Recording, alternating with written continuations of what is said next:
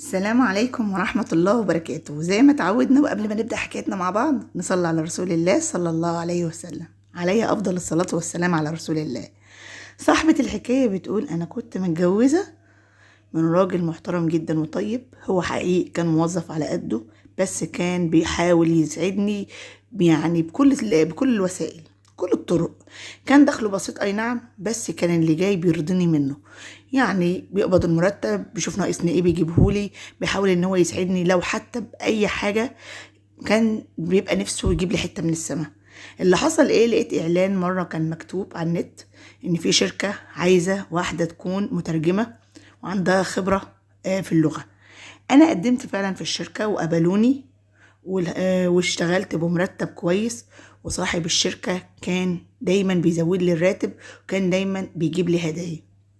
لما صاحب الشركة بقى يعاملني كويس ويديني هدايا ويكافئني ويعلي المرتب، لفت نظري ليه. بدأت ان انا اشوف عيوب جوزي، احس ان هو مش مقتدر، ان هو ما بيجيبليش هدايا زي صاحب الشركة، مش مقدرني في حاجة، ما عندوش الكفاءة والتعويض اللي هو يقدمهولي. بدأت اشوف حياتي كلها بالراجل اللي هو جوزي ده ان هي مش حاجة. ما انا لاقيه البديل اللي عمال يقدر ويجيب هدايا قيمة ويجيب لي يعني كافئني بفلوس، وكان بيعزمني احلى عزومات بره، وكان بيجيب لي اللي في نفسي، وكان بيبقى محتار يعمل لي ايه. لما صاحب الشركة عامل كل ده، انا بصيت لجوزي ان هو ما عندوش حاجة ان هو يقدمها لي، فبدأت ابص له على انه مش حاجة. بس اللي حصل بعد كده من صاحب الشركة كارثة لا تعقل، او ما حدش عقل بشر يصدقها.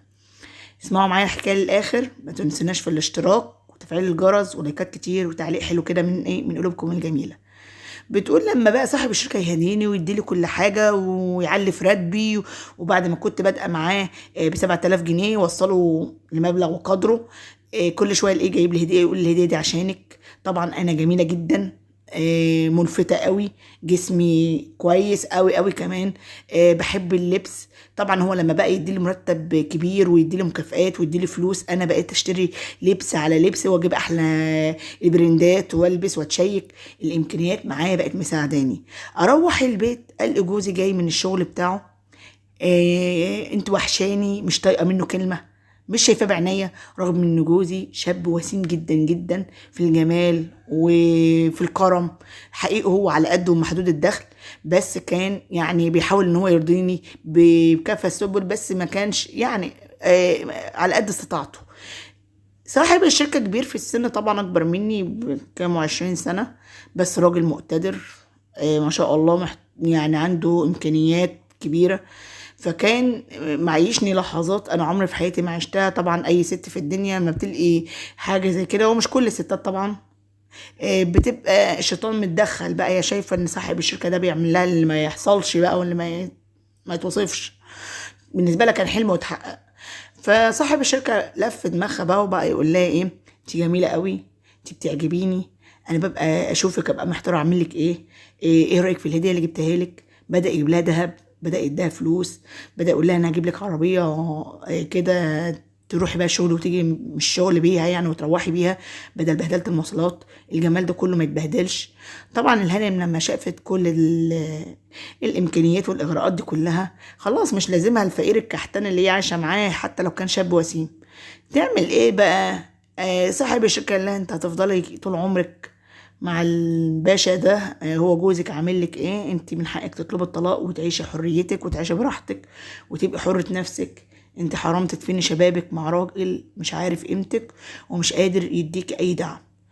تعمل ايه بقى الست؟ تقوم رايحه لجوزها تقول له انا خلاص مش عايزه اعيش معاك، انت دخلك ما بيكفنيش، انا مش هقبض واديلك، انا عايزه راجل يقدرني ويميزني ويديني ويعطيني ويكفيني وي الى اخ لغايه ما ايه، ما جوزها يقول لها يا بنت الحلال فكري، استهدي بالله، احنا واخدين بعض عن حب، احنا بينا وبين بعض طفله، ما ينفعش الكلام ده. تقول له لا، انا مش مجبورة ان اعيش مع واحد مش عارف قيمتي، مش عارف يعوضني، مش عارف يجيب لي اللي في نفسي. انا ايه اللي يجبرني اعيش مع واحد فقير وكحتان ومش قادر يلبي طلباتي. قال لها يعني انت عايز تطلقي وكده وعايزه تخلصي من وجودك معايا؟ قالت له طبعا انا مش عايزه اعيش معاك ولا لحظه. طب والبت اللي بينا عايزه اخدها. راحت عملت ايه بقى؟ قالت له اتنازل لك عن البنت. فعلا طلبت الطلاق، طلقها، وكتبت ورق ان هي مش عايزه البنت كمان. تعمل ايه بقى؟ تروح لصاحب الشركه تقول له افرح يا حبيبي بقى، انا اتطلقت من الانسان اللي كان كابت على نفسي وكان كابت على روحي وكان خانقني. انا لبيت لك الندى واتطلقت من جوزي الكحتان اللي مش عاجبك ده. يلا بقى يروح عشان نتجوز. طبعا كان الاستاذ لما كان بيجيب لها هدايا ويغريها بالملابس والخروجات والطفح والكلام ده كله، طبعا كانت بتتساهل معاه في بعض الحاجات. لما اتطلقت بقى عمل ايه بقى؟ عمل بقى اللي هو اللمبه الحمراء، اللي هو الانذار بقى، اللي هو ايه، عندي النهارده تجمع، او اللي بيسموها عندي لقاء خاص في الشركه، عنده اجتماع. فطبعا اللمبة الحمراء كانت كتير بتشتغل في قلب الشركة، لأنه هو ليه غرفة مكتب خاصة وليه غرفة داخل المكتب، غرفة استراحة أو استقبال. فطبعا مقضيها. هي طبعا مطلقة، مش لاقية اللي يقولها انت بتعملي ايه، ولا انت غلط ولا انت صح. فكل ما تقوله نتجوز يقول لها ايه؟ طب وليه نتجوز ونتكتف؟ ما احنا مع بعض حلوين اهوت، ما احنا تمام مية مية.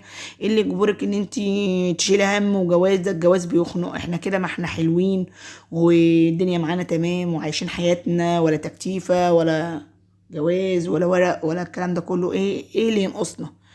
تقوله لا بس انت الموضوع طول كتير ومش هنفضل عايشين في العلاقة دي كتير كده، ده حتى يعني حرام كده بالطريقة دي. قال لا والله انا شايف ان ما فيهاش حرام ولا حاجة، هو في حرام بين اتنين بيحبوا بعض. قال له لما انا بحبك وعايزك جنبي وعايزك في حياتي كنت قلت لك اتطلقي من الانسان اللي انت كنت متجوزاه عشان نعيش مع بعض وناخد حريتنا مع بعض وما يبقاش بينا وبين بعض عزول. طب يا عم نتجوز، طب مش عارف ايه. لا انا مش عايزه اتجوز، انا اصلا متجوز وعندي بيتي وعندي عيالي ومراتي ولية نعمتي، كل الخير اللي انا فيه كله كان ورثها وادتهولي، وانا شغلته واستثمرته وكبرت. فطبعا لو عرفت ان انا هتجوز واحدة تانية عندها استعداد تسحب البساط من تحت رجلي. طب اعمل ايه؟ طبعا هي قرت عليا المشكلة دلوقتي بقى، عايز يقضيها كده. واي نعم بيديني مرتب وبيديني مكافآت وبيديني كل حاجة، بس عايزني استمر معاه في الحرام. دلوقتي انا بندم على جوزي، لان انا كنت فاكره ان انا يعني حلم اليقظه بقى طبعا ان انا هتطلق من الكحتان ده والفقر اللي انا عايشه فيه والشيطان اللي وهمني كده ان انا عايشه في جهنم، وان الغني وصاحب الشركه يعيشني في قصر وفي جنه. جيت ابص لقيت نفسي رخيصه قوي مع صاحب الشركه، وفي نفس الوقت مش عارفه ارجع لجوزي، لان انا فعلا ندمانه ندم السنين. طبعا انا بدات ان انا افصل نفسي من الشغل، ما عدتش بروح لما لقيته بيسترخص بيا وكل شويه عايز نزوات، وكل ده بمقابل الفلوس ومقابل الهدايا.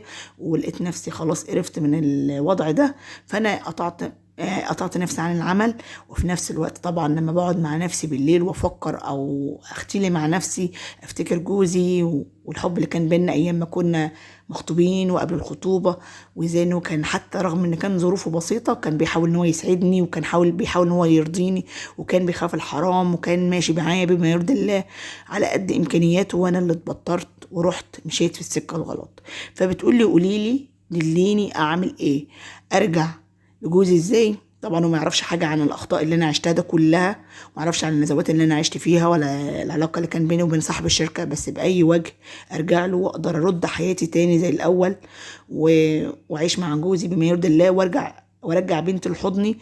ما اناش عارفه، رغم ان صاحب الشركه بيزن عليا بيقول ارجع الشغل ومش عارف ايه ونرجع زي ما كنا وكلام من ده، بس هو طبعا مش عايز جواز ولا عايز حلال، هو عايز علاقه بتمنها يعني. ردت عليها قلت لها انت انسانه بصراحه ما تزعليش مني، انت انسانه مش محترمه، انت انسانه رخصت نفسك، وصاحب الشركه ده انسان يعني بيشتري العبيد بفلوسه. هو لقاكي انسانه ماديه وطماعه وعينك فارغه، عشان كده عرف يصطادك. ان يدفع لك مقابل نزوة ومقابل ليلة رخيصة وليلة مش كويسة زي ما هو متعود. وطبعا هو لا بتاع سكة حلال ولا بتاع جواز ولا بتاع الكلام ده كله، هو انت بالنسبة له تجارة، بيدفع تمن الشيء اللي هو عايزه. ويوم ما انت يوم ما هو يمل منك هيرميكي زي الكلبة كده، معلش في الكلمة، وهيروح يدور على واحدة أحلى منك، وفي الفلوس معاه بتعمل كل حاجة، بتشتري الرخيص كتير. أما جوزك بقى اللي انت ضيعتيه من ايدك، وبعد العيشة القذرة ان انت مرت بيها، ازاي ان هو يعني يظلم نفسه معاكي تاني بعد الأنانية بتاعتك، وبعد ما هنتيه، وبعد ما حسيتي ان هو ولا حاجة واستقلتي بيه، وبعد ما بعتيه وبعتي بنتك، ازاي ان هو يآمن يرجعك تاني لذمته؟ انا بتهيألي هتبقى صعب مع انسان زي ده عنده كرامة وعزة نفس، وزي ما انت بتقولي كان راجل محترم جدا بخاف ربنا في كل حاجة. ازاي بعد ما يشوف منك ده كله هيقبل ان هو يرجعك؟ وازاي ان انت تقبلي بعد ما بقيتي انسانة مستعملة من طريق غير شرعي ان انت ترجعي لواحد محترم زي ده؟ يعني ازاي يعني؟ بتهيألي انت انسانة ضيعت نفسك واسترخصت بنفسك وهنتي نفسك وبعت نفسك للشيطان، وانسانة طماعة. واللي عمل معاكي صاحب الشركة ده كان اقل واجب، لان هو مفيش راجل بيدفع لواحدة فلوس الا لما يلاقيها انسانة فعلا يعني ضعيفة، او انسانة مش كويسة، او استرخص بيكي وعارف ان انت طماعة وبتحبي الفلوس، فهو خد يومين نزوة مقابل المال. هو اشترى انت بعت، هو اشترى بالفلوس وخلاص، موضوع كده انتهى. عشان ترجعي الشغل تاني بالطريقه الغلط ده طبعا اختيار خاطئ. اما لجوزك خلاص بقى شوفي حياتك، انا دي نصيحتي لا وانتوا نصحوها. حرام عليكي تظلميه تاني، لان اللي زيك استحاله انه يتغير. انت برضو لو لقيتي نزوة اعلى من كده او انسان اغنى من كده ورمالك فلوس، صدقيني انت ممكن تيجي معاه سكه. فانا شايفه ان انت حرام لو انت فعلا عايز ترجعي لجوزك عشان تعيشي وندمانه على اللي حصل، وانسانه هتعيشي بما يرضي الله وتخافي ربنا فيه. يا ريت هو يوافق ان يرجعك، ويا ريت يحصل النصيب تاني وان انت ترجعي وهو انت اتعلمت درس وتوبي الى ربنا واستغفري كتير وصلي وادعي لربنا ان يقبل منك توبتك، وعيشي خدامه تحت رجله وخدامه لبنتك. لكن لو نيتك ان انت ترجعي عشان حاسه ان انت ضعتي مع واحد شمال وانت كنت ماشيه شمال، وان انت بس بتعلقي في شماعه، حرام عليكي تظلمي جوزك وبنتك. ابعدي عنهم، خليهم هما في حياتهم النظيفه، وانت كملي مسيرتك لغايه ما ربنا يسهلك تاخدي واحد شبهك، حتى لو هتتجوزيه بالحلال. انا كنت قاسيه معاه في الرد، بس صدقوني انا والله ما بحبش السكه الغلط، وما بحبش الواحده اللي تخون جوزها او تبص الراجل غير جوزها. انا واحده متجوزه بالحلال، ربنا يعني قاسم لي راجل ستر وغطى عليا. المال مش كل حاجه، مش عشان جوزي على قده ادور على واحد يدفع لي، لا، اعيش وارضى باللي ربنا قسمه لي، واعيش بما يرضي الله معاه، واكون ستر وغطى على جوزي، اعيش معاه الحلوه والمره. فانا برفض السكه بتاعت الست ديت والحرام ده، انا برفضه وبكره اي ست بلاقيها مرخصه نفسها لاي راجل غير جوزها. طبعا الحلال باين والحرام باين، ولا حيلة في الرزق ولا شفاعة في الموت. الرزق ده بتاع ربنا، مش معنى ان انا جوزي على قده وظروفه على قده استقل بيه واستهان بيه عشان واحد هيديلي راتب كويس، او ان عشان انا مسكت فلوس الاقي نفسي اعلى من جوزي وابص لجوزي ان هو اقل مني. لا، فلوس مش كل حاجة. زي ما انت شفتي الغني عمل فيكي ايه، وضيعك ورخص بيكي ومشاكي في سكة الشيطان وخرب عليكي وقالك اتطلقي وتعالي وانتي تستاهلي اللي يقدرك، والاخر رماكي زي اي جارية او عبيد. اشتغل معاه شوية او لعب معاه شوية لعبة كده مقابل فلوس، والاخر داس عليها بجزمته. فالسكة الغلط اخرتها غلط وندامة. عايزة ترجعي لجوزك ارجعي، بس تكون في نيتك نصوحة لله كده وتوبة نصوحة ان انت هترجعي وتعيشي وتكملي بما يرضي الله، وتقفلي بابك عليكي. حتى لو اشتغلت عشان تساعد جوزك، تمشي جنب كده الحيط وتمشي بما يرضي الله، وتراعي ربنا في ايامك اللي جايه. لكن انت راجعه عشان تتحامي فيه، عشان انت غلط وحاسه ان انت اتعريتي قدام نفسك فراجعه للستر مؤقتا، لا، انصحك ابعدي عن الراجل المحترم ده وابعدي عن بنتك. صدقيني هو لو دور على عروسه حتى لو مش جميلة، ربنا هيعوضه بخيرا منك مع واحدة تصون اسمه، ويمكن يبقى لها خير في بنتك اكتر منك. فدي كانت نصيحتي ليها. انتوا شوفوا هتنصحوها بايه واكتبوا لها في التعليقات، لانها بتقول لي انا مش عارفة اعمل ايه. صاحب الشركة عايز يرجعني السكة الشمال تاني مقابل الفلوس، وبيقول لي مش قادر استغنى عنك، وطبعا هو مش بتاع جواز. وعايزة انا في نفس الوقت ارجع لجوزي والبنت ولحياتي، بس مش عارفة ادخل له باي سكة عشان ارجع له ويسامحني على اللي انا عملته معاه، وعلى اني طلبت الطلاق وسبت بنتي واتنازلت بسهولة. هل ان هو هيوافق يرجع لي بعد 8 شهور من بعد عنه، او من بعد ما انا اتنازلت عن كل حاجة مقابل ان هو يطلقني؟ شوفوا هتردوا عليها في التعليقات ايه، واعملوا لها تعليقات ترضي ربنا. وما تنسوش ان هي خانت وغدرت واستكبرت واستضعفت جوزها وهانته اهانة مش كويسة. انا ضدها مش بأيدها. من كل انسان اساء في حق نفسه او ظلم الغير له عقاب، وايه عقابها؟ ان هي تتحرم من راجل محترم، تفضل كده هوت عايشه تايهه، يا اما تفضل طول عمرها عانس من غير راجل، لان اللي تبيع نفسها مره تبيع نفسها 1000 مره.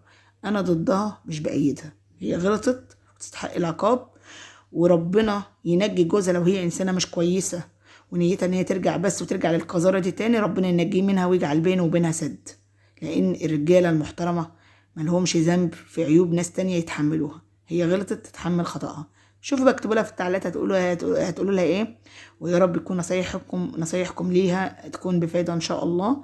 وطبعا كانت حلقتنا النهارده، ما تنسوناش في الاشتراك والدعم وتفعيل الجرس عشان يوصل لكم مننا كل جديد. حبايب قلبي، والسلام عليكم ورحمة الله وبركاته.